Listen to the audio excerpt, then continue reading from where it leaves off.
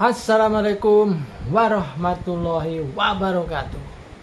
Gimana kabar teman-teman semuanya? Moga-moga sehat selalu dan selalu dibukakan pintu rezeki. Itu yang penting saudara-saudara di hari-hari ini. Teman-teman se-Indonesia Raya dan juga dimanapun channel ini bisa ditangkap, bisa dilihat dan dinikmati, saya mencoba membahas satu topik, yaitu Muslim tanpa presiden. Artinya, sebaiknya kalau negeri ini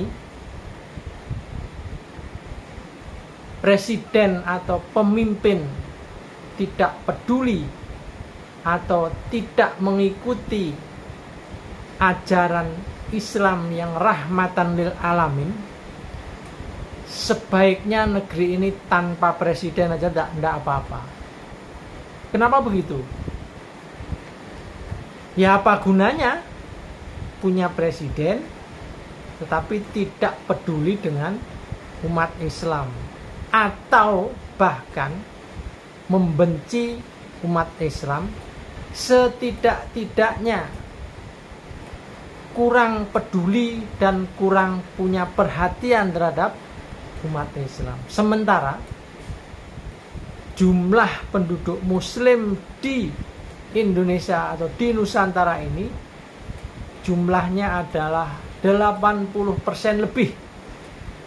Sehingga kalau seorang pemimpin atau presiden tidak peduli dengan umat Islam, kebutuhan umat Islam, dan apapun yang menjadi kegiatan umat Islam, maka sebaiknya memang negeri ini tanpa presiden pun saya kira juga akan jalan. Jadi sekali lagi, salah satu syarat untuk menjadi presiden RI adalah sosok yang punya kepedulian terhadap kelompok muslim. Kenapa? Ya wajar dong, karena jumlah orang Islam di negeri Nusantara ini luar biasa besar.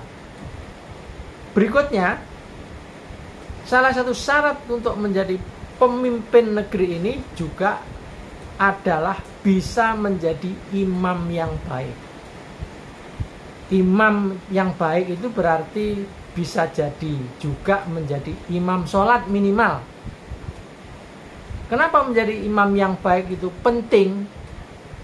Karena Islam itu rahmatan lil alamin. Islam itu membahagiakan atau mensejahterakan seluruh alam semesta. Jangankan kok manusia, tumbuhan, binatang, dan segala macam alam semesta ini harus menjadi kepedulian seorang pemimpin. Jadi, menjadi imam yang baik termasuk kalau diumpamakan di dalam sholat, kalau seorang imam itu kentut, maka batal posisi dia sebagai imam atau sebagai pemimpin. Filosofi ini juga berlaku seperti yang terjadi belakangan ini. Sudah banyak jamaah atau masyarakat atau rakyat atau elit yang menyebut bahwa imamnya itu kentut. Udah jelas bunyi dut gitu. Tetapi ternyata imamnya ini bablas saja. Pemimpin ini bablas saja, tidak merasa bersalah, tidak merasa kentut, bahkan malah menyalahkan makmum. Jadi ya nggak bisa pemimpin seperti ini. Jadi kalau ada seperti imam seperti ini atau pemimpin seperti ini, rusaklah sholat berjamaahnya. dan dia tidak layak lagi untuk menjadi seorang pemimpin. Jadi perumpamaannya Muslim tanpa presiden itu seperti itu. Jadi kalau presiden kentut atau melanggar ketentuan etika akhlak, batal itu posisinya sebagai imam atau sebagai pemimpin. Kemudian menjadi seorang presiden atau imam di negeri ini itu harus tidak boleh Islamofobia, membenci atau kurang suka terhadap Islam dan segala hal yang berkaitan dengan Islam. Tidak boleh. Jadi Islam itu kan rahmatan lil alamin. Sebagai Muslim, dia juga harus rahmatan lil alamin. Sehingga jika seorang presiden atau pemimpin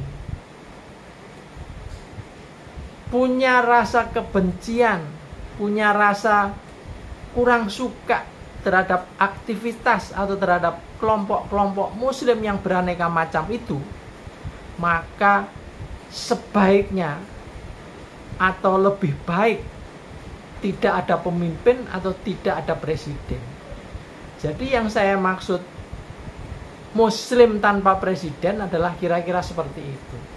Oleh karenanya, pemimpin berikutnya itu haruslah pemimpin atau presiden yang benar-benar peduli, empati, bertanggung jawab, dan punya perhatian yang besar terhadap kelompok Muslim ini. Kenapa? Karena kalau kelompok Muslim itu diperhatikan dan kita hafal bahwa kelompok Muslim itu harus selalu membawa rahmatan lil alamin, membawa keberkahan, membawa kemanfaatan bagi rahmat alam semesta, maka otomatis di luar Muslim atau orang-orang yang beragama non-Muslim itu pasti kehidupannya juga akan aman karena dijamin oleh agama Islam itu sendiri gitu. Jadi seorang pemimpin yang tidak peduli atau bahkan syirik atau punya kebencian terhadap Islam beserta seluk-beluk yang ada di dalamnya, maka kita tidak layak untuk memilih seorang pemimpin yang seperti itu.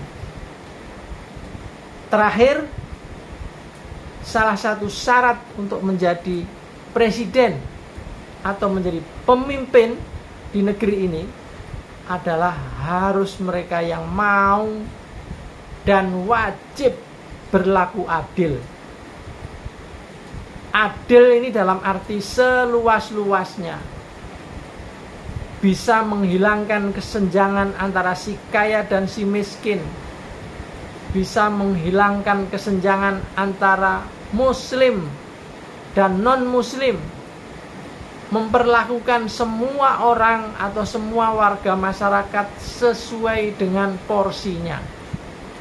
Adil itu bukan berarti orang kaya diperlakukan seperti orang miskin, tidak.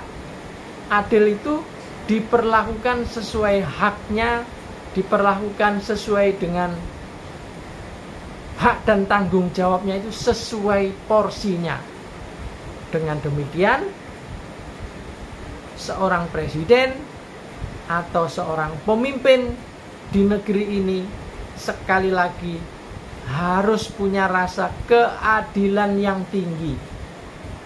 Jadi kalau hari-hari ini atau hari ini dan sebelum-sebelumnya banyak sekali ketidakadilan, orang-orang banyak yang mengalami stunting, kemiskinan masih berjubel di mana-mana, sementara kelompok tertentu yang kurang dari 10% bisa menguasai wilayah, bisa menguasai ekonomi yang luar biasa, yang biasa disebut para oligarki itu. yang jumlahnya nggak ada 10%, tetapi bisa menguasai hajat hidup rakyat Indonesia yang begitu luas ini, maka pemimpin harus bisa membuat keadilan di antara mereka. Dan saya kira kita sudah mulai terbuka mata kita, sudah mulai terbaca siapa sebenarnya pemimpin yang paling bisa mendekati dengan beberapa teori yang sudah saya sampaikan tadi. Jadi minimal akan tergambar menjadi seorang pemimpin atau seorang imam yang sekali lagi mau mundur kalau dia batal atau dia kentut. Jangan sampai memilih pemimpin yang ketika menjadi imam sudah kentut tetapi ngeyel maju terus, bahkan ingin menjadi imam terus, ingin menjadi pemimpin terus, ingin menjadi presiden terus. Jadi saya kira itu, sekali lagi ini wacana, dan saya kira wacana ini akan saya coba terus menerus saya gaungkan. Jadi Muslim tanpa presiden itu sebenarnya ya biasa-biasa aja. Kalaupun ada presiden, harus ada presiden yang peduli dan mau mengikuti segala macam aturan yang diajarkan oleh agama Islam. Kenapa? Karena kita yakin seorang Muslim yang menjadi pemimpin atau menjadi imam akan bisa adil, akan bisa rahmatan lil alamin, membuat sejarah keberlangsungan dan memberi rahmat kepada semua kehidupan alam semesta. Saya Peci Miring Ahmad Bahar. Assalamualaikum warahmatullahi wabarakatuh.